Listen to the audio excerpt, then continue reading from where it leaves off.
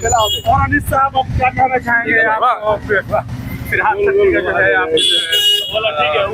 है आप क्या कहना चाहिए, किस तरह से इलेक्शन आप देख रहे हैं? देखिए, इस बार हर आदमी का क्या है कि 30 दिन अगर नौकरी करता है तो उसको एक तनख्वाह मिलती है तो उसको खुशी होती है। तो इसी तरह से हम लोगों ने भूई क्लास के बीच में लोगों के पास जा के हम लोगों ने रिक्वेस्ट किया है कि फिरहाद हकीम साहब जिस तरह से आपको 15 साल से आपका सर्विस दिए हैं, 15 साल से आपका खिदमत किए हैं, तभी वक्त आ गया है कि आप 29 अप्रैल को जोड़ा फुल निशान में फिरहाद हकीम साहब को वोट देकर उनको आशीर्वाद दीजिए।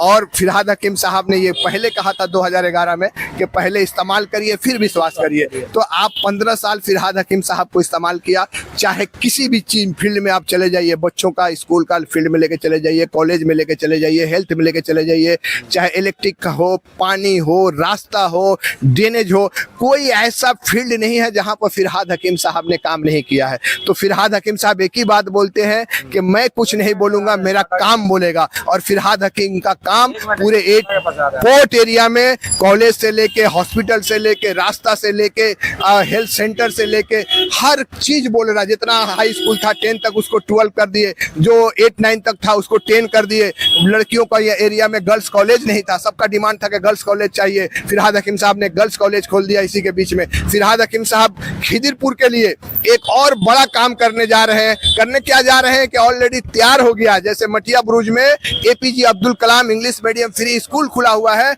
इसी तरह से देवी चौधरी रोड, हसनसा रोड के पास में G+5 बिल्डिंग तैयार हो गया। इलेक्शन के बाद, जीतने के बाद, गवर्नमेंट बनने के बाद उसका ओपनिंग होगा। हर आदमी का बच्चा जो सेंट थॉमस में West Bengal board English medium school होगा, जो यस इंग्लिश मीडियम स्कूल हो रहा है, और भी 12 तक इंग्लिश मीडियम स्कूल हो रहा है। जो गार्जियन पैसे की वजह से सेंट थॉमस, सेंटीजा, सॉन पॉल में नहीं जा पा रहे थे, उनके बच्चे अब इस APJ Abdul Kalam English medium school में पढ़ के इन बच्चों के साथ मुकाबला करेंगे। और साथ ही साथ फिरहाद हकीम साहब ने कहा कि मैं स्कूल कर दिया, हॉस्पिटल कर दिया, रास्ता बना दिया, ब्रिज बना दिया, सब काम कर दिया। एक मेन काम है जो मेरे नज़र में यूथ के लिए, नौजवानों के लिए नौकरी चाहिए, क्योंकि हर बच्चा को आज के डेट में नौकरी चाहिए और हर आदमी का इसी में टेंशन है कि मेरा बच्चा क्या होगा, पढ़ाई लिखाई कर रहा, नौकरी कहाँ मिलेगा। ये सबसे इंपॉर्टेंट चीज़ है और सबसे हॉट मुद्दा आज के डेट में यही है कि हमारे नौजवानों को नौकरी कैसे मिलेगा।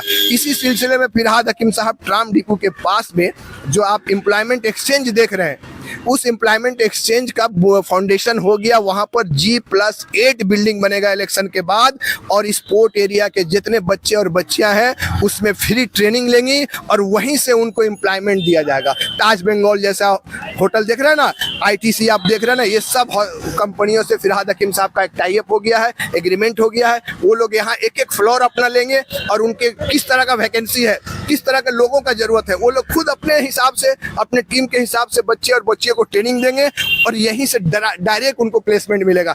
इतना बड़ा काम किसी फील्ड में कोई आदमी आज तक नहीं किया। हम लोगों को 50 से ज्यादा उम्र हो गया, कोई नेता नहीं किया। यही एक माई का लाल फिरहाद हकीम है जो हर फील्ड में काम करके दिखा दिया। फिरहाद हकीम साहब देखिए, बच्चों को UPSC करने के लिए हम लोग को कोचिंग खोला हुआ है कि भैया सिविल सर्विस में आपको दिल्ली जाना पड़ता है, कितना पैसा लगता है, हम लोग फिरहाद ठट्टी के जरिए उनको फ्री में WBCS पढ़ा रहे, फ्री में UPSC पढ़ा रहे, नीट पढ़वा रहे। ये सब फिरहाद हकीम साहब का देन है। तो फिरहाद हकीम साहब ने कहा कि मैं कुछ नहीं बोलूंगा, मेरा काम बोलेगा। और आप लोग जिस तरह से आदमी 30 दिन नौकरी करता है तो 30 दिन के बाद एक तनख्वाह का उम्मीद रखता है मालिक से कि भाई मालिक हमको 30 दिन के बाद हमको सैलरी देगा, इसी तरह फिरहाद हकीम साहब उम्मीद लगाए हैं कि 29 अप्रैल को फिरहाद हकीम साहब को पूरा भूई क्लास के अवाम उनके वोट की शक्ल में उन्हें आशीर्वाद देके उनके काम का मुआवजा और उनका तनख्वाह देगा।